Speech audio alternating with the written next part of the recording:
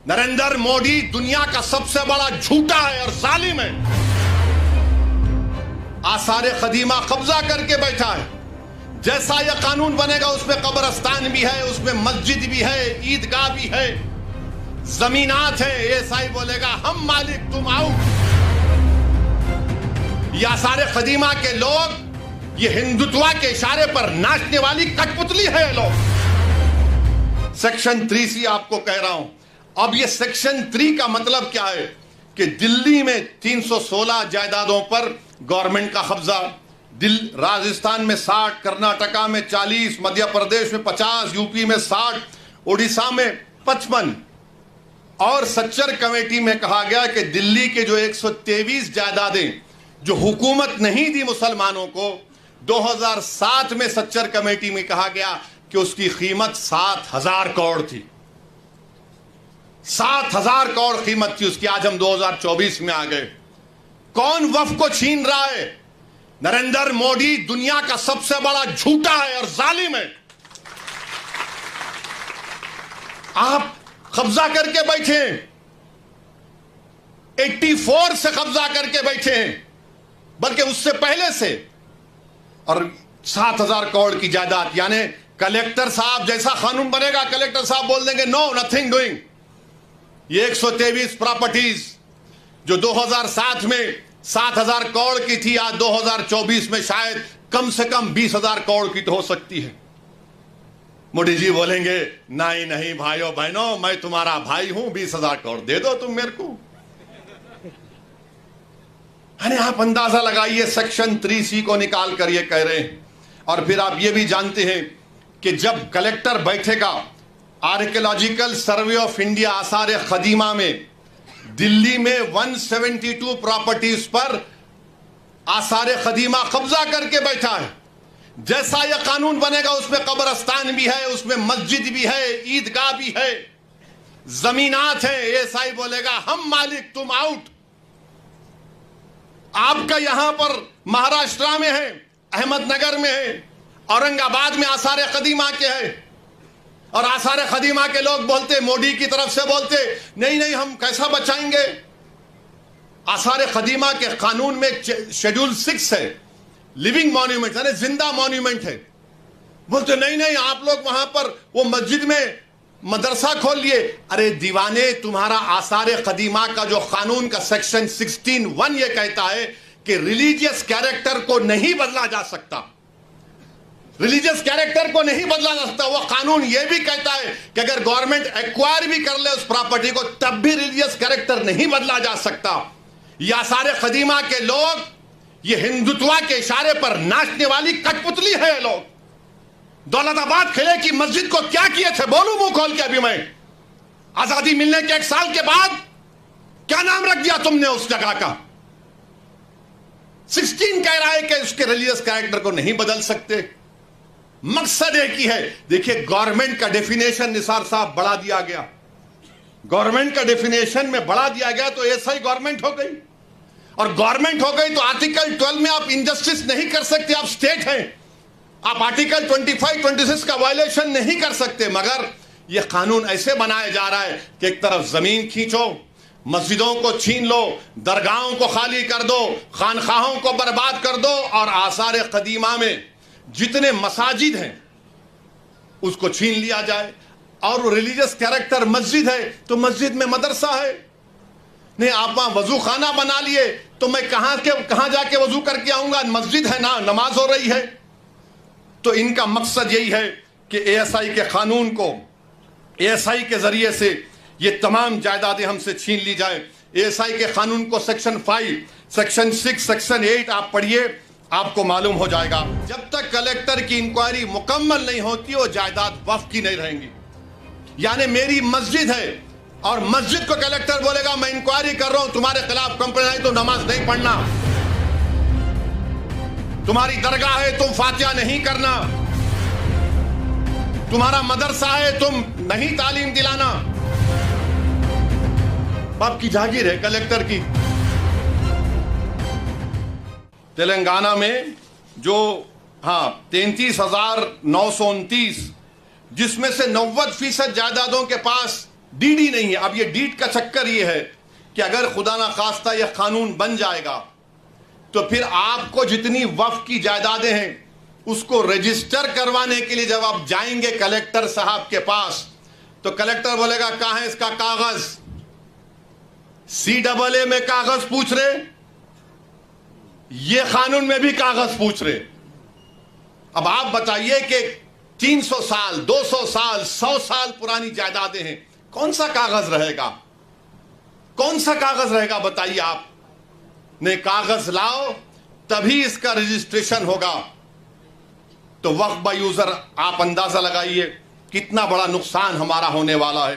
फिर उसके बाद इसमें सेक्शन 3C है, वो ये कहता है कि अगर कोई भी जायदाद वक्फ की है, यह कानून बनने से पहले और बाद में कोई भी जायदाद वक्फ की है और यह कानून से पहले और कानून के बाद वो वक्फ की जायदाद नहीं होगी ता वक्त कलेक्टर फैसला नहीं करेंगे। कौन कलेक्टर है ये भाई? कलेक्टर साहब के पास कोई भी जाके बोल देगा कि देखो ये जायदाद वक्फ की नहीं है, ये शिवसेना वाले जाके बोलेंगे, बीजेपी RSS वाले जाके बोलेंगे। कोई कलेक्टर हुकूमत के वक्फ के खिलाफ फैसला देगा? कोई जाकर उसको वो तो कलेक्टर साहब सोचेंगे अरे भाई मेरे को तरक्की करना है। और कानून ये कहता है कि कोई भी अपने ही मामले में जज नहीं बन सकता। अपने ही केस में जज कैसा बनेगा कलेक्टर, जिसको लैटिन में बोलते न्यूमो जुडोक्स इन कॉजा सुआए। अच्छा, फिर कलेक्टर जब इंक्वायरी, अगर आप जाके कलेक्टर को ही पावर दे दी आप कि कलेक्टर को जाकर कोई बोल देगा कि साहब ये इम्तियाज जलील का घर जो है ना वो वक्फ, या फिर कोई किसी का मस्जिद बोले ये वक्फ बोल नहीं है, तो कलेक्टर साहब क्या करेंगे? ठीक है मैं इंक्वायरी ऑर्डर करता हूं। अच्छा, उसमें लव का इस्तेमाल हुआ कानून में, क्या आएंगे? बाप की जागीर है कलेक्टर की कि जो चाहे तरीक़ेकार अपनाएंगे। और फिर दूसरा उसमें सुनिए, दूसरा उसमें बोलते कि कोई टाइम लिमिट नहीं, कलेक्टर साहब जब दिल में आया इंक्वायरी करेंगे, जब दिल में आया नहीं करेंगे। और तरफे तमाशा ये है कि जब तक कलेक्टर की इंक्वायरी मुकम्मल नहीं होती वो जायदाद वक्फ की नहीं रहेंगी। यानी मेरी मस्जिद है और मस्जिद को कलेक्टर बोलेगा मैं इंक्वायरी कर रहा हूं, तुम्हारे खिलाफ कंप्लेंट आई तो नमाज नहीं पढ़ना, तुम्हारी दरगाह है तुम फातिहा नहीं करना, तुम्हारा मदरसा है तुम नहीं तालीम दिलाना, मैं इंक्वायरी कर रहा हूं। अब इंक्वायरी सुबह क़यामत तक चलेगी, आप तो महरूम हो गए। यह कानून में लिखा गया है, याद रखिए। झारखंड में एक बहुत बड़ी मंदिर है, वो पूरे मुल्क में 12 ज्योतिर्लिंग में उसका शुमार होता है। ये बीजेपी के लोग बड़ी बड़ी बातें करते हैं, इनको हम अपनी दलील से इनको हम झूठा साबित करते हैं। और वो क्या कानून है आपको बताना चाह रहा हूं कि वो कानून है बाबा बैद्यनाथ धाम, ये उसका 2015 का कानून है।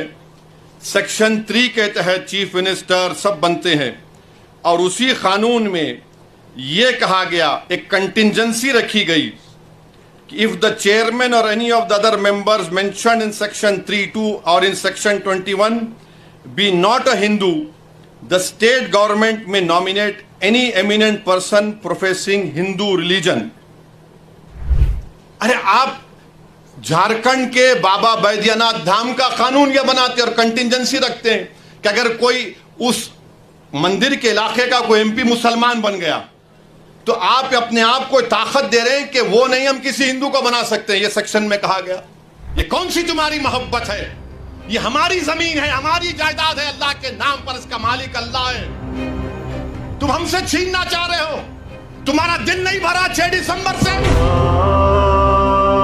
तुम्हारा दिल नहीं भरा दिल्ली की सड़कों पर हमारे खून की होली खेलने से? तुम्हारा दिल नहीं भरा हमारे बच्चों का एनकाउंटर करने से? तुम्हारा दिल नहीं भरा बुलडोजरों से हमारे घरों को तोड़ने से? तुम्हारा दिल नहीं भरा हमारे बच्चों के सरों से हिजाब खींचने से? तुम्हारा दिल नहीं भरा हमको इस मुल्क की शरीयत खत्म करने का कानून बनाया, अब तुम हमको हमारे वजूद को मिटाना चाहते हो। खुदा की कसम अपने वजूद को मिटने नहीं देंगे इंशाअल्लाह ताला। मेरे अजीज दोस्तों और बुजुर्गों, मेरी आपसे दबन गुजारिश है कि महाराष्ट्र के असेंबली इंतखाबात आने वाले हैं।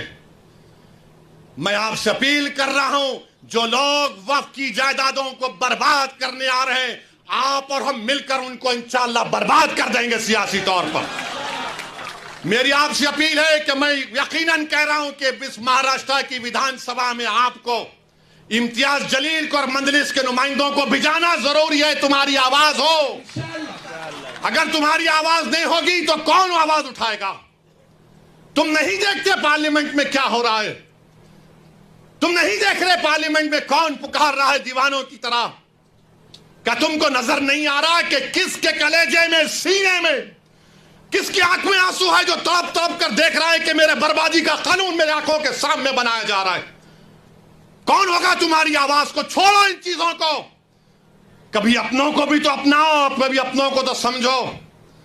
जो तुम्हारे लिए दिनों रात मेहनत कर रहे हैं उनकी आवाज बनाकर भिजाओ। यकीनन हराना है इंशाअल्लाह ताला, इन लोगों को हराएंगे इंशाअल्लाह ताला। मगर हराने का मतलब यही नहीं है कि तुम अपनी आवाज का गला घोट दो। तुम अपनी आवाज का गला घोट कर कैसे दूसरों के सर पर ताज रख सकते हो, मुझे बताओ। यह तो नहीं हो सकता मेरे भाई। तो मेरी आपसे गुजारिश है कि इस बात पर भी आप गौर करिए। हम लड़ रहे हैं और लड़ते रहेंगे इंशाअल्लाह ताला। और अगर मोदी ये कानून बनाते हैं तो जैसा कि पर्सनल लॉ बोर्ड ने फैसला लिया कि अगर एहतजाज होगा मोदी जी तो आप हमारे वजूद को मिटाना चाह रहे हैं, बेहतर यह है कि मैं रोड पर आकर अपने आप को खत्म कर लूं, मगर अपने घर में बैठकर अपनी जायदादों को छीनना नहीं देख सकता जो अल्लाह उसका मालिक है। मैं घर में बैठकर नहीं दे सकता कि जिसका मालिक अल्लाह है उसको जायदाद को छीन लिया जाए। यह हुकूमत की जिम्मेदारी होगी। आपको अगर कानून बनाना है तो रोजगार दो, कानून बनाना है तो महिलाओं को बचाओ। अरे कैसा हमारा मुल्क हो चुका है कि उज्जैन में बीच सड़क पर, फुटपाथ पर एक जालिम शैतान एक खातून की अस्मत रेजी कर रहा है। यह कैसा हमारा देश हो गया है? यह गांधी का मुल्क, यह आजाद का मुल्क, अंबेडकर का मुल्क, कि वो उसका वीडियो निकाल रहा है अस्मत रेजी का। यह कैसा हमारा वतन हो गया है जब हमने अंग्रेजों से खंदा मिलाकर जलियांवाला बाग में अपनी जानों को दे दिया। हमने काला पानी की सजाएं हमारे हिंदू भाइयों के साथ काटी। आज एक अशरफ मुनियार को ट्रेन के डब्बे में पीटा जाता है तो कोई उफ नहीं बोलने तैयार। बचाना तो छोड़ो, कोई उफ बोलने के लिए तैयार नहीं है। याद रखो, जब आप अपनी लड़ाई नहीं लड़ेंगे कोई तुम्हारी लड़ाई नहीं लड़ेगा। तुम्हारी लड़ाई तुमको लड़ना पड़ेगा। तुम 70 साल से सोच सोच कर धोखा खा चुके हो कि कोई और हमारी लड़ाई लड़ेगा। नहीं मेरे भाई, तारीख मगर नाम लिखा जाना है तो यह वक्त है अपनी लड़ाई लड़ने का। यही वक्त है अपने वोट से अपने नुमाइंदों को औरंगाबाद से भिजाने का।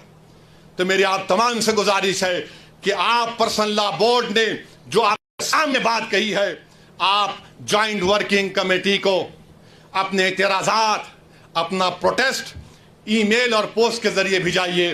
15 सितंबर आखिरी तारीख है और अल्लाह से कसरत से दुआ करिए कि परवरदिगार तू हमको जिंदा रख कर ये नज़ारे मत दिखा कि हमारी जमीनें जिसका तू मालिक हमसे छीन ली जाए।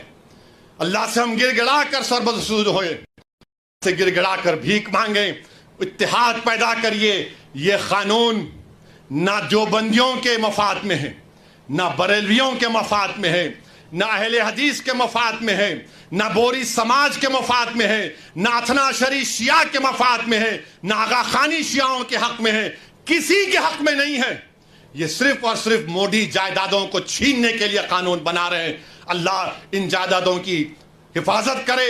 अल्लाह हमको इतनी इत्तेहाद पैदा करे कि मुत्तहदा तौर पर इस कानून को रोकें। और अल्लाह सुब्हानहू व तआला इन ऐसे हुकूमतों को, ऐसे पार्टियों को अल्लाह सियासी तौर पर इंतखाबात में इनको शिकस्त दे, बदतरीन शिकस्त दे। वाखिर दावाना अल्हम्दुलिल्लाहि रब्बिल आलमीन।